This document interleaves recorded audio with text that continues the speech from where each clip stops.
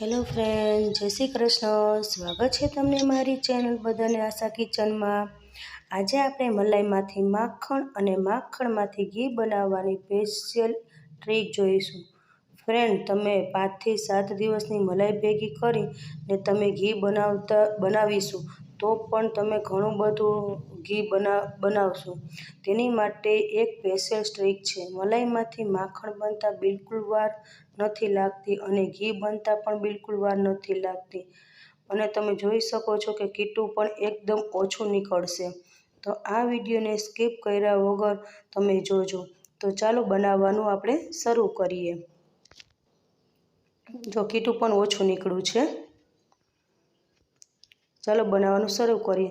મેં મલાઈ લીધી છે 7 થી 8 દિવસની, કિલો 1 જેટલી મલાઈ છે. અને આ મલાઈ છે તે હવે આપણે બીજા મોટો બાઉલ લઈ લઈશું, તેમાં ટ્રાન્સફર કરી લેશું. બધી મલાઈ છે તે મેં લઈ લીધી છે. મારી મલાઈ છે તે જો આટલી થઈ છે. હવે તેમાં આપણે એક એવી સિક્રેટ વસ્તુ મેળવીશું જેથી આપણું માખણ જલ્દી બનશે અને ઘી પણ વધારે બનશે. તો આપણે તેમાં હવે એક સિક્રેટ વસ્તુ મેળવવાના છે, તે છે લીંબુ. લીંબુ એડ કરી દઈશું. તેની જગ્યાએ તમે ઈનો પણ એડ કરી શકો છો, પણ મેં લીંબુ એડ કર્યું છે. લીંબુ બધાને ઘરે અવેલેબલ હોય છે, તેથી આપણે લીંબુ એડ કર્યું છે. હવે તે સરસ રીતે મિક્સ કરી હવે મેં બરફના ટુકડા લીધા છે તે એડ કરી દઈશું. લીંબુ અને બરફના ટુકડા એડ કરવાથી આપણું માખણ છે તે જલ્દીથી બની જાય છે. હવે મેં જો નથી આપણે બ્લેન્ડરનો ઉપયોગ કર્યો, નથી મિક્સરનો, આપણે છે હાથની મદદથી જ આપણે છે આ માખણ બનાવવાનું છે. અને આ વિડીયો સ્કીપ કર્યા વગર હું તમને બતાવું છું જેથી તમને ખબર પડે કે માખણ બનતા કેટલી વાર લાગે છે. તેને આપણે હાથની મદદથી હલાવવાનું છે સતત. હાથની ગરમીથી છે આપણે માખણ છે તે જલ્દીથી બનીને તૈયાર થઈ જશે. તેને જે સતત હલાવવા માંડજો એટલે માખણ બનશે. જો આપણું માખણ છે એ બનવા લાગ્યું છે, મલાઈમાંથી માખણ છે તે છૂટું પડવા લાગ્યું છે. તેને આવી રીતે સતત હલાવવા રાખવાનું છે જેથી આપણું મલાઈમાંથી માખણ છે તે છૂટું પડવા લાગશે. જો માખણ દેખાય છે ને છૂટું પડતું. હવે જે આપણે બરફના જે ટુકડા છે તે આપણે એક ડીશમાં છે તે લઈ લેશું. જો આપણું માખણ છે તે સરસ એવી રીતે બનવા લાગ્યું છે. માખણ સરસ તૈયાર થઈ ગયું છે.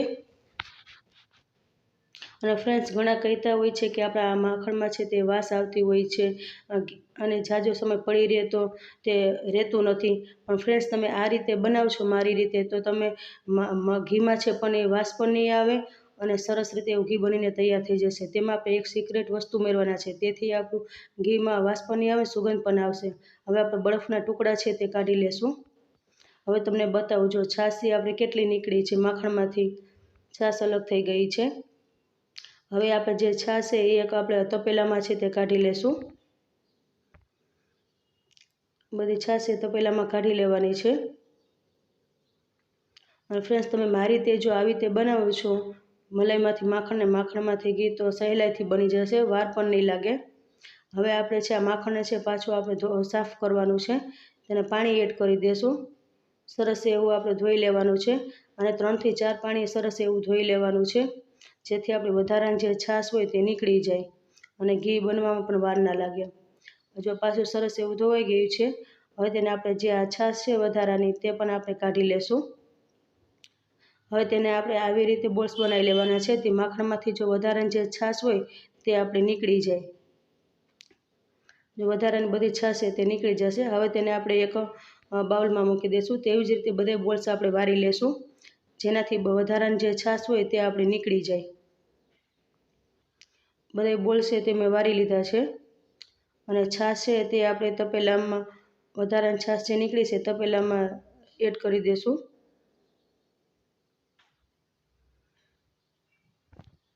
અને ફ્રેન્ડ્સ, આ માખણ બનતા પણ વાર નથી લાગતી. આપણે હાથની મદદથી તરત જ બની જાય છે. આપણે બ્લેન્ડર કે મિક્સરનો પણ ઉપયોગ કરવો પડતો નથી. જો આપણું માખણ બન્યું છે ને. હવે આ માખણ છે હજી પાછું આપણે એકવાર ધોઈ લેશું. જ્યાં સુધી આપણું પાણી છે ક્લીન ના થાય ત્યાં સુધી આપણે આ માખણને છે ધોવાનું છે. સરસ એવું ક્લીન થઈ જાય પછી તમે ઘી કરશો તો એમાં કીટું પણ વધારે નહીં નીકળે અને ઘી પણ આપણે વધારે બનીને તૈયાર થઈ જશે. તેવી જ રીતે આ માખણને પણ મેં પાછું સરસ એવું ધોઈ લીધું છે.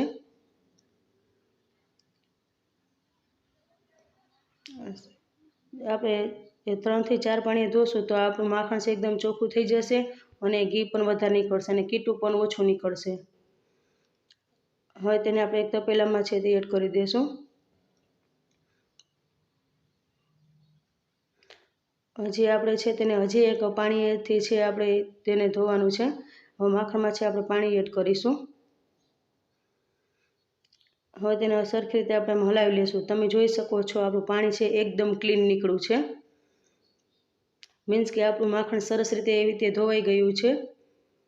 હવે તેને ધોવાની જરૂર નથી, સરસ એવું ધોવાઈ ગયું છે. હવે જે આપણે પાણી છે તે કાઢી નાખશું. આપણું માખણ છે તે બનીને તૈયાર થઈ ગયું છે. હવે આ માખણ છે તમે પાઉંભાજીમાં પણ ઉપયોગ લઈ શકો છો કે ગમે તે શાકભાજીમાં એડ કરો તો કરી શકો છો. ફ્રીઝરમાં સ્ટોર પણ કરી શકો છો. અને આ છાશ છે ફ્રેન્ડ, આ છાશમાંથી તમે ખાટા ઢોકળા બનાવશો તો એકદમ પોચા રૂ જેવા બનશે. આ બેટરમાં પણ ખાટા ઢોકળામાં વાપરી શકો છો અથવા તેની કઢી પણ તમે બનાવી શકો છો. અને ખાવામાં તમારે આ છાશનો ઉપયોગ કરવો હોય તો તમે ઉપયોગ પણ તે કરી શકો છો. હવે જે આ માખણ બની ગઈ છે, હવે તેની આગળની પ્રોસેસ આપણે ગેસ પર કરીશું. તો ચાલો બનાવવાનું શરૂ કરીએ. હવે મેં ગેસ ચાલુ કરી દીધો છે.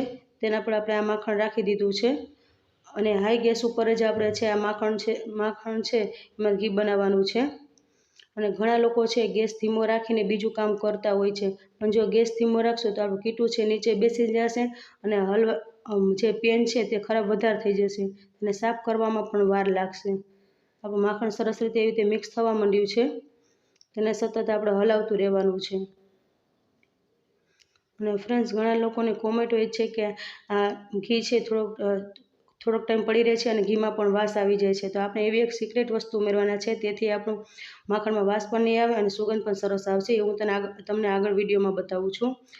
જો આ ઘીમાં સરસ ઉભરો આવે એટલે આપણે સહેજ ગેસની ફ્લેમ છે તે ધીમી કરી નાખવાની છે. જો આપણું ઘી સરસ રીતે એવી રીતે ગરમ થવા લાગ્યું છે, ગેસની ફ્લેમ છે તે ધીમી કરી નાખશું. અને જો પાછું આવી રીતે થવા માંડે એટલે પાછા આપણે ગેસની ફ્લેમ છે એ ફૂલ કરી દઈશું. ગેસની ફ્લેમ છે મેં થોડીક ધીમી કરી છે. જો આવી રીતે છે આપણે કીટુનો ભાગ દેખાવ, ઘણા લોકો આવી રીતે થઈ જાય પછી તે લોકો બંધ કરી દેતા હોય છે અને કીટુનો ભાગ રહી જાય, છાશનો ભાગ, એટલે આપણો થોડોક સમય થાય છે અને માખણમાં છે તે વાસ આવે છે. જો મેં કહ્યું હતું ને આગળ કે આપણે એક તજનો કટકો એડ કરી દઈશું, જેથી છે આપણા ઘીમાં વાસ પણ નહીં આવે અને ઘીમાં સરસ એવી સુગંધ પણ આવશે. લાંબો સમય રહેશે તો પણ વાસ નહીં આવે અને ઘી છે આપણું સરસ એવું સુગંધદાર બનશે. જો આપણું ઘી છે બનવા જ આવ્યું છે, તૈયાર થવા આવ્યું છે, સરસ એવું દેખાવા લાગ્યું છે.